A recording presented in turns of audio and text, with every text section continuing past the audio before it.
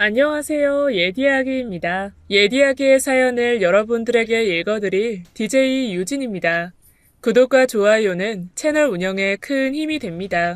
꼭 부탁드리며 저는 여러분들의 댓글도 모두 읽고 있습니다. 댓글도 많은 참여 부탁드릴게요. 그럼 오늘의 사연 시작합니다. 옷깃만 스쳐도 인연이라고 하잖아요. 전 얼마 전까지 별것 아닌 우연을 인연이라고 착각하고 제 발목에 올가미를 씌웠던 사람이랍니다. 바로 어제 일처럼 생생한데 벌써 7년이라는 세월이 흘렀네요. 안녕하세요. 38세 이혼녀 꼬리표를 달고 있는 전문직 여성입니다. 저는 저의 어리석었던 과거와 거짓으로 똘똘 뭉쳐 절 나락으로 떨어뜨린 시누이에 대한 이야기를 들려드리고자 해요. 때는 8년 전 저는 회사에서 팀장급 직책이었고 신입사원을 고졸 공채로 뽑던 해였습니다. 다들 쟁쟁한 이력들을 가지고 면접을 보았고 그중 이력은 제일 안 좋았지만 유달리 밝고 해맑은 여사원을 채용하게 되었어요. 같은 면접관이었던 과장님이나 다른 부서 팀장님께서도 극구 반대하던 친구였어요. 아무래도 이력이 너무 부족해서 회사와 맞지 않을 것 같다고 말입니다. 하지만 저의 팀원을 채용하는 자리였기 때문에 제 의견이 많이 들어가게 되었고 특히나 제가 많이 주장했어요. 학력이나 이력이 많이 부족하기는 했지만 어찌나 면접 질문에 대답도 잘하고 당차 보이는지 꽤 쓸만한 인재로 보였거든요. 거기서부터 제가 제 발등을 찍었는지도 모르겠네요. 제가 우겨서 뽑은 그 신입사원이 저의 시누이거든요. 시누이는 회사에 입사하고 저에게 입안에 혀처럼 굴었습니다. 저와 같은 고등학교 출신이라며 뭐만 하면 선배님 하면서 곁에 붙어 있었어요. 저도 그게 싫지는 않았습니다. 무남 동료, 외동딸로 외롭게 자라왔고 회사가 워낙 딱딱하고 남자 직원만 워낙 많다 보니 여동생 같기도 하고 친구 같기도 하고 좋았어요. 다른 여직원들도 몇 있긴 했지만 제 직책이 있기도 하고 워낙에들 개인주의적이고 새침해서 살가운 면은 없었고 말이에요. 그래서 더욱 남다른 시누이가 마음에 들었습니다. 분명 고졸 공채로 채용을 한 터라 집안 사정이 안 좋아 대학을 못 간 건지 성적이 안 좋아 대학을 못 간 건지 대학에 정말 뜻이 없어서 안 간 건지 그중 하나라고 생각했는데 하고 다니는 행색이며 간혹 들리는 가족관계를 유추해보면 집안도 좋고 성적도 어느 정도 좋았는데 본인이 대학에 가지 않은 것 같았어요. 대학에 진학할 즈음 집에 큰일이 생겨서 그런 거라고 어물쩡 이야기하더라고요. 워낙 다양한 사유의 고졸 케이스들이 많다 보니 그런가 보다 했어요. 특히나 대화에서 한 번씩 흘리듯이 집안에 대한 이야기를 많이 내비쳤습니다. 집에 운전기사님이 계시고 집안을 관리해 주시는 분이 있다고 이야기하기도 하고 부모님이 큰 사업을 하신다고 그렇게까지 필요 이상으로 저에게 자세하게 이야기를 해주었어요. 제가 면접을 봐서 신상을 어느 정도 알고 있었기 때문에 거주지 위치나 거쳐온 학교들을 보면 좋은 집안과는 조금 거리가 멀었는데 감춰진 졸부나 드러나지 않은 알부자일 수도 있으니 아이러니하긴 하지만 그러려니 했습니다. 시누이는 저에게 유달리 살갑게 굴긴 했지만 다른 여직원들과는 유독 사이가 좋지 않았어요. 간간히 화장실이나 휴게실에서 시누이를 험담하는 이야기가 많이 들려왔습니다. 여우 같다거나 누구를 홀린다거나 꼬시려고 작정하고 회사에 들어왔다거나 말이에요. 오늘 옷 입고 온 거 봤어? 일부러 앞단추 3개씩 풀고 이 과장님 앞에서 콧소리로 과장님 하는데 에휴 진짜 못 봐주겠더라. 아니 우리 회사가 무슨 고졸 취직 도와주는 곳이니? 어이가 없어서 진짜. 시누이가 조금 애교가 섞인 말투예요. 그리고 호감형의 예쁜 얼굴입니다. 그래서 입사하고 회사 내의 남자 직원들의 관심을 한 몸에 받았어요. 다른 여직원들이 그래서 괜한 질투를 하는 건가 라고 생각했죠. 저에게는 굉장히 공손하고 예의가 바르니 말입니다. 그러던 어느 날 일이 터졌습니다. 이 과장의 아내가 회사로 찾아와서는 다짜고짜 신우이의 머리채를 잡아채더니 질질 끌고 다니면서 소리를 고래고래 질렀어요. 자기 남편과 바람을 핀 더러운 여자라며 신우이를 쥐잡듯이 잡았어요. 회사 사람들은 대부분이 그럴 줄 알았다라는 분위기였고 마구 매질을 받던 신우이는 죽어도 아니라며 맞받아쳤죠. 전 그래도 그간 봐온 모습이 있어서 저 혼자만 그런 신우이를 대변했습니다. 그 이과장이라는 분이 원래 행실이 좋지가 않았어요. 여자 신입사원이 들어오면 말장난도 쉽게 잘하고 괜히 껄떡대는 가벼운 느낌이 있거든요. 그래서 제 선입견으로 이 과장의 아내에게 아니라고 적극적으로 신우이를 대변해 주었습니다. 뒤늦게 달려온 이 과장도 정말 아니라고 하고 심증만으로 의심했던 건지 정황이 분명하지 않았던 건지 이 과장의 아내는 제 단호한 설명과 이 과장의 해명에 결국 오래간 씨름하다 지쳐 돌아갔어요. 신우이에게는 무례를 범한 부분에 대해 당장 사과하라고 제가 따졌지만 옆에서 신우이가 오해한 거니 괜찮다면서 되려 이 과장 아내를 달래며 보내주더군요. 오해였고 다 해결이 돼서 별거 아닌 에피소드로 끝난 줄 알았는데 그 이후에 회사 분위기가 달라졌습니다. 이 과장은 다른 지사로 발령이 났고 신우이는 공채 인턴 기간 점수가 미달되어 자동으로 계약 만료 퇴사 처리되었다고 말이에요. 저는 그게 윗선에서 내린 불합리한 처사라고 생각했어요. 회사가 시끄러워졌으니 나쁜 소문의 근원지인 만만한 신입사원을 쳐낸 거라고 말이죠. 그래서 미안한 마음에 신우이가 퇴사한 이후에도 자주 연락을 하고 지속적으로 안부를 물으면서 다른 회사 면접을 알아봐주기도 했습니다. 불필요한 오지랖을 떨었던 거죠. 신우이는 계속 자신을 돌봐주는 제가 고마웠던지 갑자기 정말 좋은 분이 있다며 소개를 시켜주겠다고 적극적으로 나섰습니다. 집안도 참 좋고 잘 배운 사람이고 무엇보다 저와 잘 어울릴 것 같다고 말이죠. 지금 생각해보면 고마워서라기보다는 멍청하게 잘 알지도 못하면서 오지랖을 부리는 제가 한없이 호구 같아 보여서였겠죠. 하도 만나보라고 계속 재촉을 해서 못 이기는 척 맞선 자리에 나가게 되었어요. 신우이 입장도 있고 하니 잘 거절하고 와야겠다는 생각뿐이었죠. 맞선 자리에 온 사람이 바로 제 남편이었죠. 첫인상이 꽤 괜찮았습니다. 회사에서 자주 보던 남자들과는 달리 멀끔한 인상에 큰 키, 올곧은 바른 자세까지도 거절만을 생각하고 온 제 마음이 다 뒤흔들릴 정도로 말이에요. 신우이가 미리 말해준 대로 좋은 집안에서 많은 교육을 받은 사람 같았어요. 말투 하나하나에도 조심스러웠고 무엇보다 절 뚫어지듯 집중해서 바라보는데 시선을 피하고 싶어도 꼭 빨려 들어갈 듯 매료되었거든요. 한편으로 이런 게 인연인 건가? 라는 착각이 들 정도였죠. 맞선의 대화는 대부분 신우이에 대한 이야기들 뿐이었어요. 제가 맞선 대상자가 아닌 꼭 주선자 같았어요. 남편은 신우이 성격이 어떻고 어떤 점이 참 좋고 계속 신우이 칭찬뿐이었거든요. 그때는 그게 어색하니 아는 사람 이야기를 꺼내는 것뿐이라고 생각했었습니다. 당일 맞선을 끝으로 남편에게는 따로 연락이 오지 않았어요. 맞선 내내 저에게 관심이 별로 없어 보였고 어색한지 신우이에게만 시선이 꽂혀 있었거든요. 하지만 일을 하거나 일상생활을 하면서 자꾸만 남편이 아른거렸어요. 다시 만나보고 싶다는 생각이 들었죠. 그런데 신우이가 눈치를 챈 건지 다시 만날 기회를 만들어 주었어요. 셋이서 같이 밥 먹자고 말입니다. 그래서 저도 모르게 기회다 생각하고 한껏 멋을 내고 그 자리에 나갔습니다. 먼저 와서 남편이 기다리고 있는데 너무 가슴이 떨렸어요.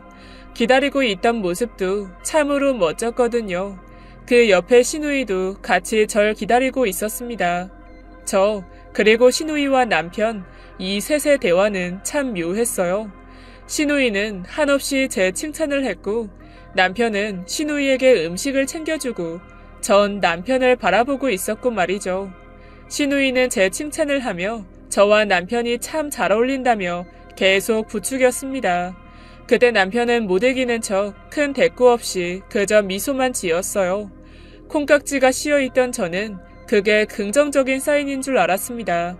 늘 사이에 시누이가 낀 채로 저와 남편은 결혼까지 하게 되었죠. 꼭 셋이서 결혼하는 것처럼 말이에요. 그때로 다시 돌린다고 해도 아마 전 남편과 결혼했을 겁니다.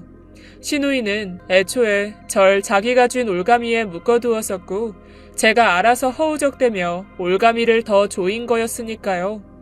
남편과 저의 결혼을 서두르는 시누이가 이미 빠져들어 마음에 쏙 든 제 입장에서 너무 고마워서 앞뒤 재지 않고 너무 경솔하게도 급하게 남편을 선택했어요. 그런데 그냥 아는 오빠인 줄 알았던 남편은 알고 보니 시누이의 친오빠였어요. 시누이가 상견례에 나오면서 그제야 알게 되었죠. 시누이 말로는 자기 오빠라고 하면 부담스럽다고 할까봐 일부러 말 안 했다고 했습니다. 그땐 한편으론 안심했어요. 남편이 시누이를 꼭 연인처럼 챙기길래 제가 아닌 시누이에게 마음이 있는 줄 알았거든요. 그리고 남편의 가족, 즉 시댁은 구성원이 뭔가 남달랐습니다.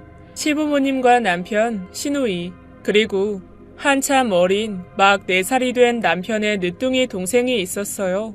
하지만 늦둥이까지 본 노부부라기엔 시부모님의 사이가 그리 좋아 보이시지 않아서 특이했죠. 게다가 같이 회사 다닐 때 시누이가 이야기하던 집안 배경은 많이 달랐습니다.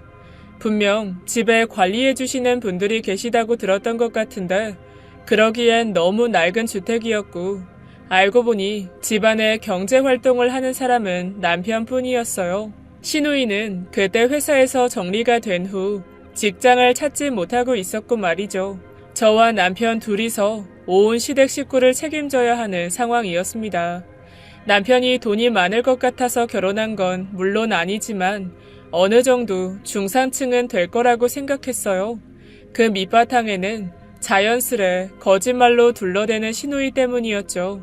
생계까지는 도와드려도 따로 분가해서 사는 게 맞는 것 같아 남편에게 의견을 구했는데 남편은 죽어도 시댁 식구들과 다 같이 살아야 한다는 거예요.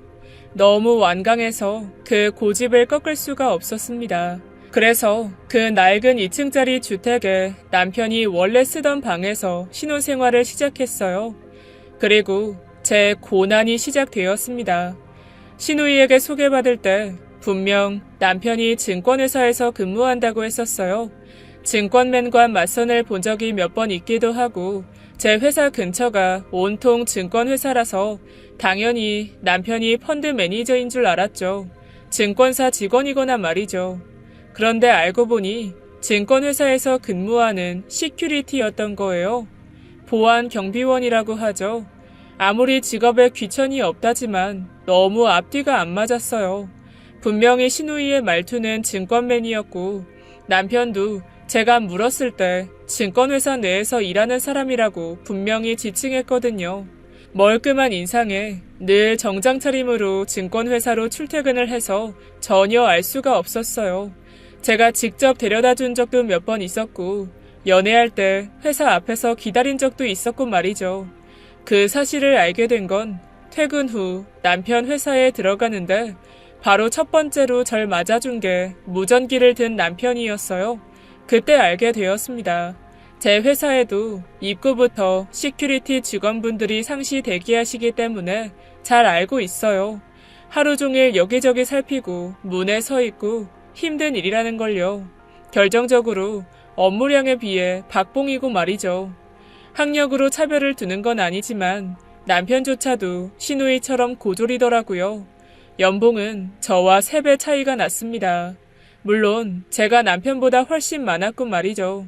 뭔가 단단히 잘못됐음을 직감했으나 모든 게 다 제 착각과 조급했던 결정에서 온 거라고 생각하고는 받아들였습니다.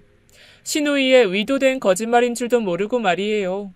그러던 어느 날 착각했던 남편의 배경을 다 받아들이기도 전에 더 놀라운 가족사를 알게 되었습니다.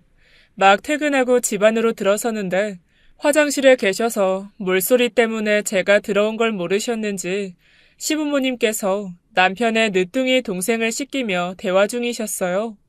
저도 도우려고 방으로 들어가 급히 옷을 갈아입고는 팔을 걷어붙이고 화장실로 들어서려는데 두 분의 대화가 제 발길을 막았습니다. 그래도 새아가는 모르잖아. 입 조심해. 누뚱이 동생이 아니라 시누이 자식인 거 알면 이 집안 더럽다 할 거야. 그것도 결혼도 안 한 시누이 애라는 걸 알면. 게다가 그 애가... 저도 모르게 놀라서 문을 손으로 툭 쳤고 그 소리를 들은 시부모님은 놀란 토끼 눈으로 동시에 뒤돌아 절 바라보셨습니다. 시누이 아이라고요?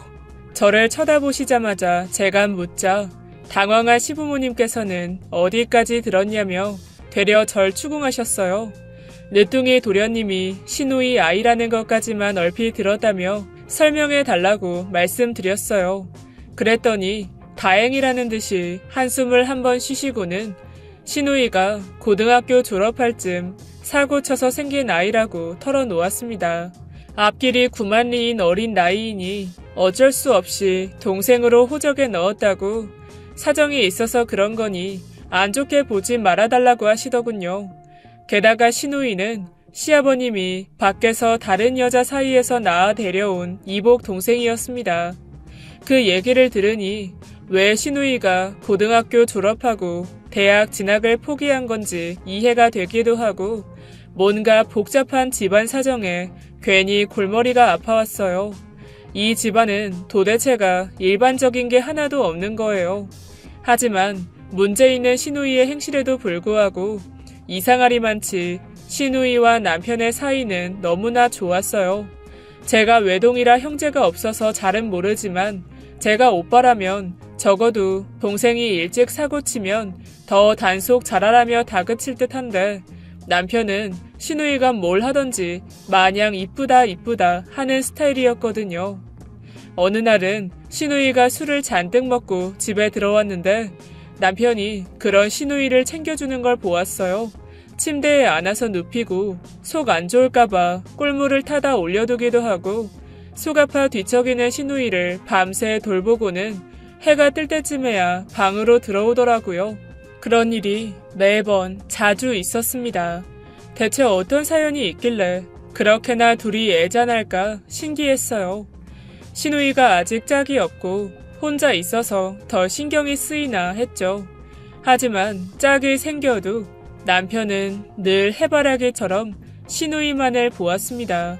제가 회사 일이 너무 바빠지면서 업무가 너무 많아서 일찍 출근하고 늦게 퇴근하기를 반복하다가 과로로 쓰러지게 되었어요. 회사 근처 병원에서 링거를 맞고는 새로 들어온 남자 신입사원이 저를 부축해서 집까지 데려다 주었죠.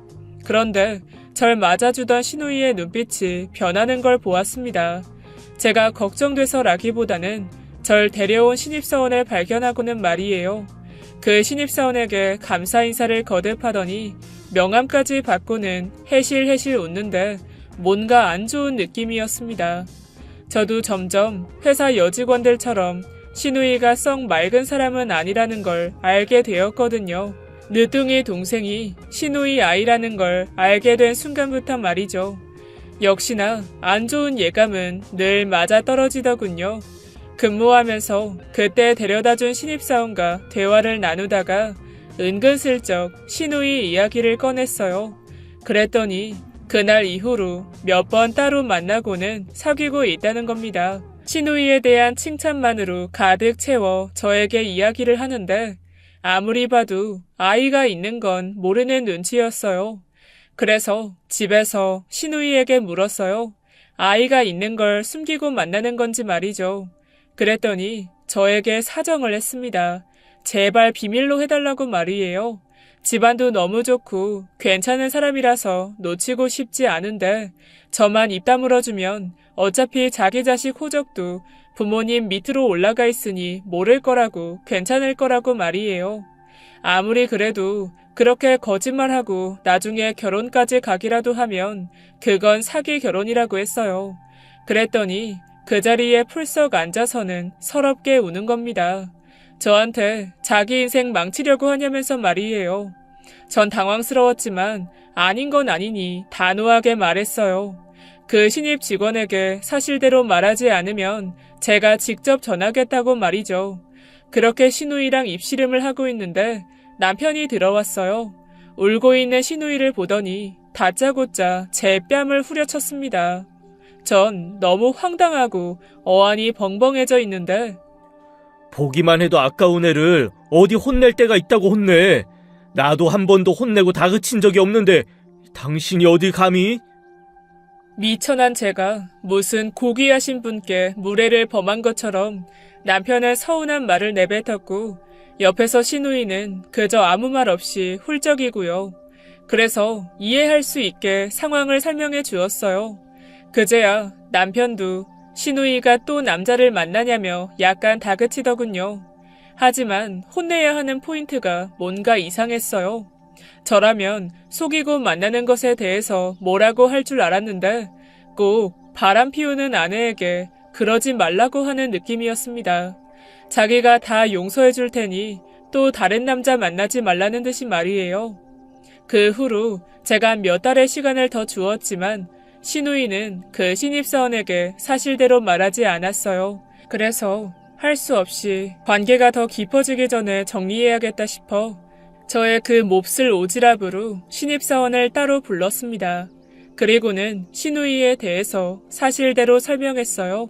그랬더니 놀라운 답변이 나왔습니다. 신우이가 그 신입사원에게 절 아주 미친 새언니로 포장을 해두었더라고요.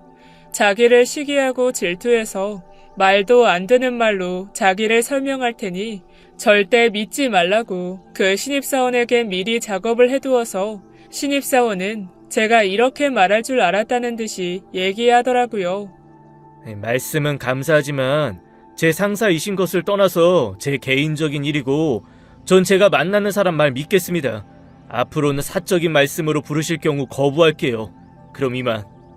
제 설명도 더 듣지 않고 바로 돌아서 대화를 마치고 가버렸어요. 정말 이러다 큰일 나겠다. 어떤 후폭풍이 몰아칠까 미리 상상만 해도 너무 암담했습니다. 안 되겠다 싶어서 남편과 상의를 했어요. 일이 커지면 크게 문제될 수 있다고 말이에요. 제 이야기를 들은 남편은 신우이와 이야기해보겠다면서 또 술을 먹고 뒤늦게 들어온 신우이를 끌고 나갔습니다. 예뻐하는 동생이지만 그래도 잡아줘야 할 부분은 잘 선도하겠거니 했습니다. 그런데 이야기하러 나간 남편과 신우이가 몇 시간이 지나도 돌아오지 않는 거예요. 전 혹시나 크게 싸우고 신우이가 맞기라도 할까봐 달려나갔어요. 동네를 아무리 뒤져도 안 보이다가 한참 떨어져 있는 놀이터에서 둘의 대화가 들려왔습니다. 마구 혼나고 있을 줄 알았던 신우이는 남편의 품에 안겨 있었어요. 그건 누가 봐도 술 먹은 여자친구를 달래는 연인처럼 보였습니다. 남편은 신우이를 꼭 안고는 머리를 몇 번씩 쓰다듬으며 달래듯이 얘기했어요. 너 정말 왜 그래 속상하게. 그러면 우리 아이는 어쩌라고. 오빠랑 나는 안 돼. 부모님 돌아가실 때까지는. 그리고 그 사람 엄청 부자야, 세연이처럼. 난 거지같이 사는 거 싫어. 우리 둘이 산다고 행복하리라는 보장도 능력도 없잖아. 제발 정신 차려. 전 제 귀를 의심했어요. 둘의 대화에 많은 비밀이 들어 있었습니다. 늦둥이 동생은 신우이 아이면서 남편의 아이이기도 하고 못 사는 집안이니 저를 남편에게 엮어주고 자기도 잘 사는 남자를 만날 거라는 신우이. 그런 신우이를 말리며 더욱 힘껏 껴안는 남편까지. 전 그저 그 둘의 안정적인 생활을 위해 마련된 허수아비에 불과했어요. 그 신입사원까지도 그 함정에 빠지기 직전인 거고 말이죠. 먼 발치에서 그 둘의 말도 안 되는 대화를 한참 듣고 있었고 신우이를 설득하러 갔던 남편은 또 신우이의 계략에 수긍하는 듯 했습니다. 그리고 그때라도 전 빠져나왔어야 했어요. 그 말도 안 되는 가족 사기단 속에서 말이죠. 하지만 그땐 제가 남편에게 너무나도 깊게 빠져 있었고 딴 곳을 바라보던 남편은 그날 이후로 저에게 유독 뜨겁게 대했습니다. 꼭 제 마음을 잘 알고 이용할 줄 아는 사람처럼 절 계속 유혹하고 다른 생각 못하도록 심장을 잡아뒀어요. 게다가 얼마 되지 않아서 시누이가 아이를 가졌습니다. 당연히 그 신입사원의 아이인 줄 알고 결혼을 서두르는 분위기였죠. 저와 껄끄럽긴 했지만 시댁으로 신입사원이 자주 방문하기도 하고 저를 의식한 건지 뭔진 모르겠지만 신입사원 아버지가 운영하는 회사로 이직을 하였습니다.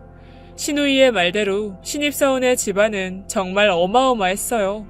결혼 전부터 시누이를 배려해서 신입사원 집안에서 집을 하나 구매하고는 아이가 있으니 그 새 집에서 아이 낳을 준비와 결혼 준비를 같이 하라고 했습니다. 그래서 시댁에는 한 달 정도만 더 머물고 시누이는 나가서 살게 되었어요. 한편으로 저는 이렇게 남편과도 분리되고 정리가 되겠구나 하고 안심했습니다.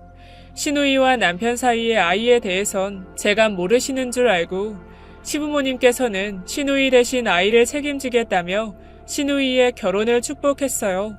시누이가 집을 나가게 생겼으니 남편도 얼마 되지 않아 저희도 분가하는 게 좋겠다고 먼저 제안하더라고요. 어쩌면 시누이 때문에 시댁에 머물렀던 것 같았어요.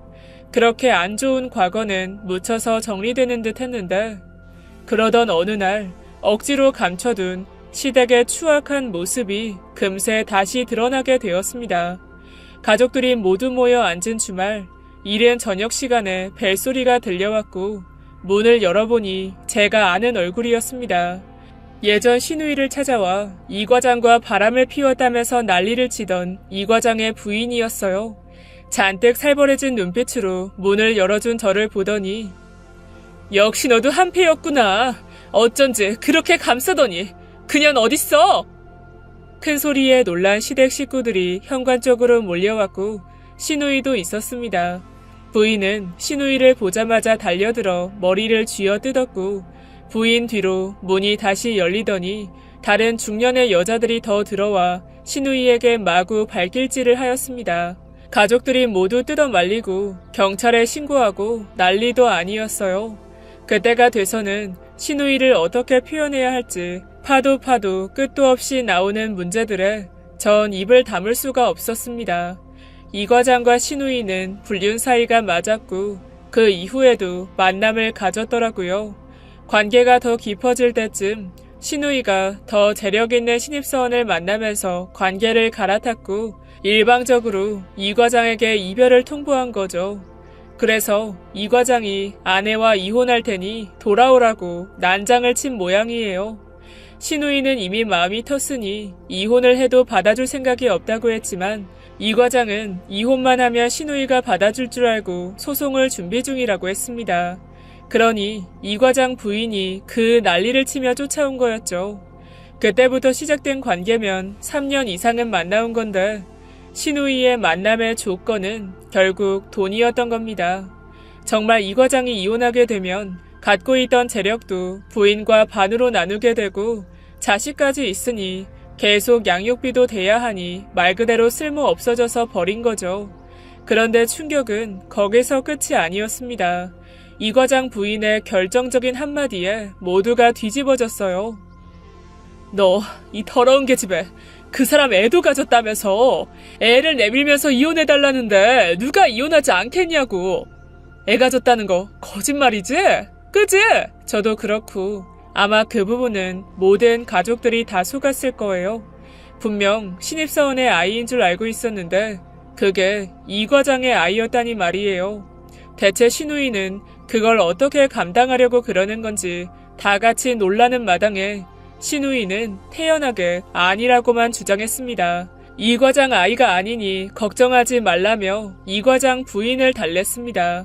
다른 사람 아이이니 이 과장이 이혼하지 않을 거고 결혼을 앞두고 있으니 찾아오지 말라고 부탁까지 하더라고요. 너무 자연스럽게 이야기해서 그 와중에도 그 말에 속아서는 정말 이 과장 아이가 아닌 줄 알았습니다. 일방적으로 시누이가 맞은 부분에 대해서는 합의를 하겠다고 하고는 이 과장 부인을 돌려보내고 바로 신우이는 얼굴을 바꾸더니 다시 초조한 표정으로 돌아와서는 저와 남편, 시부모님께 남편 될 사람에게는 비밀로 해달라고 애원을 했어요.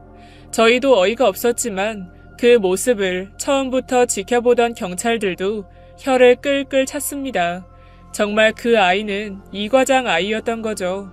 반대로 결혼을 앞둔 신입사원에게는 아이를 가졌으니 결혼을 서두르자 하고 배경이 좋지 않은 신우이를 마음에 들어하지 않는 그쪽 집안에 아이를 빌미로 설득을 한 거였습니다.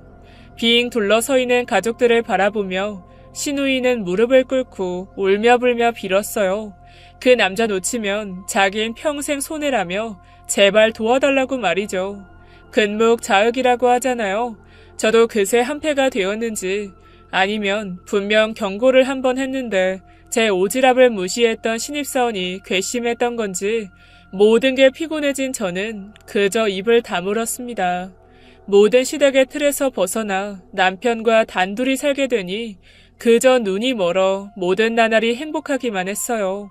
그런데 남편은 시댁에 살 때 퇴근 시간에 딱딱 맞춰오던 귀가 시간이 점점 뒤로 밀리며 야간 근무를 해야 한다면서 늦게 들어오기 일쑤였습니다. 남편 말로는 본인 수익이 적으니 야간 수당을 챙겨서라도 저에게 맞춰가고 싶다 했어요. 전 그 말을 철석같이 믿었어요.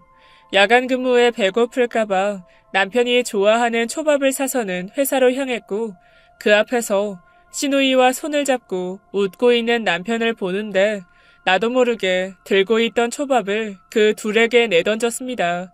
그리고는 폭발했어요. 내가 너네들 아이까지 눈 감아줬는데 아직도 그러고 만나는 거니? 대체 언제까지 내가 그 꼴을 봐야 되는데? 제가 알고 있는 사실을 몰랐던 둘은 그 자리에 얼어 미동도 없었고 전 그 길로 집으로 돌아갔습니다. 절 따라온 남편은 그저 오랜만에 신우이를 만나서 반가웠을 뿐이라며 저를 달랬습니다. 신우이는 배가 더 불러왔고 예정일보다 일찍 출산을 했죠. 가족들이 모두 그 껄끄러운 출산을 알고 있었기에 신우이는 출산 소식을 알리지 않았습니다. 시부모님까지도 부르지 않았어요. 가족들도 신우이의 바뀐 프로필을 통해서 출산을 확인했습니다. 부잣집 며느리 되는 게 그렇게나 소원이었던 신우이는 거의 연을 끊은 듯이 지냈어요. 남편과도 더는 연락이 없는 듯했고 시부모님도 가끔 연락을 해도 잘 받지 않는다고 했습니다. 그렇게 잠잠하게 지내던 중에 우연히 보게 된 신우이의 아기 사진에 소름이 끼쳤어요. 신우이의 아이 생김새가 시집 오고 처음 봤던 남편의 늦둥이 동생 신우이와 남편의 아이와 똑같이 생긴 거예요. 설마 했어요. 그런데 그 사진을 저만 보진 않았더라고요. 그 사진이 올라오고 며칠간 남편의 귀가가 다시 늦어졌습니다. 그리고 몇 번씩 남편이 제 손길을 거부하기도 하고 자다가 벌떡 일어나서 담배를 피우러 나가곤 했어요. 회사 일이 많이 힘들어서 그런 건가 하고 걱정도 했어요. 그래서 힘들면 그만두라고도 했죠. 그럴 때마다 괜찮다며 절 귀찮아했습니다. 그러던 어느 날 집으로 등기 하나가 날아왔어요. 유전자 검사 결과지였습니다. 이상한 느낌이 몰아치면서 저도 모르게 홀린 듯이 찢어대고는 확인하는데 남편과 친자 관계가 99.9% 성립한다는 결과지였어요. 대상이 누구일지 한 번에 떠오르더군요. 결과지를 보고 있는데 남편이 헐레벌떡 집으로 들어왔고 저와 눈이 마주쳤습니다. 저에게서 검사지를 뺏어가려는데 전 손에 꾹 쥐고는 그 길로 신우이에게 달려갔어요. 그때 모든 게 한 번에 무너졌던 것 같아요. 어떻게든 잘 살아보겠다는 결심과 나만 가만히 있으면 다 괜찮을 거다라는 말도 안 되는 확신, 그리고 이복 동생에게 마음이 빼앗겨 절 바라보지 않는 남편의 마음을 정착하게 할 거라는 노력까지 한 번에 와르르 말이죠. 그런데 저 혼자만 무너질 순 없었습니다.